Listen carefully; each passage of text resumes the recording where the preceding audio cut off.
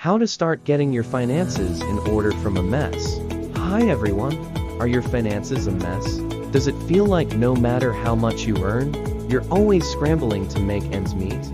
Don't worry, you're not alone, and more importantly, it's never too late to take control. The first step is to face the reality of your situation. I know it's scary, but ignoring your financial problems won't make them go away.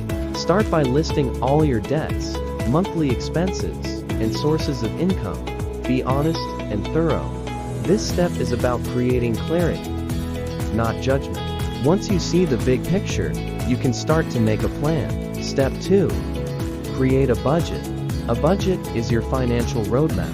Begin by categorizing your expenses, essentials like rent, utilities, and groceries, debt repayments, and non-essentials like dining out or entertainment.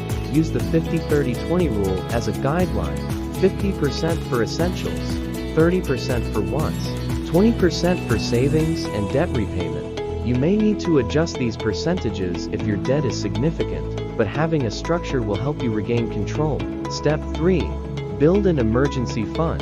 Before tackling large debts or investments, prioritize building an emergency fund. This fund is your financial safety net, covering unexpected expenses like car repairs or medical bills. Having it will prevent you from relying on credit cards or loans in emergencies, which can deepen the financial mess. Step 4. Attack your debt. Debt can feel overwhelming, but it's manageable with the right strategy. Two popular methods are the snowball method. Pay off your smallest debts first for quick wins, then move on to larger ones. The avalanche method. Focus on high-interest debts first to save the most money in the long run.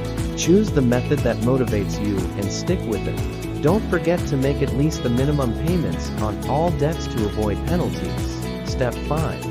Automate your savings. Once you've got a handle on your spending and debt, automate your savings. Set up an automatic transfer to a savings account as soon as your paycheck arrives. Start with whatever amount you can afford, even if it's just $20 a month, and increase it as your financial situation improves. Consistency is key.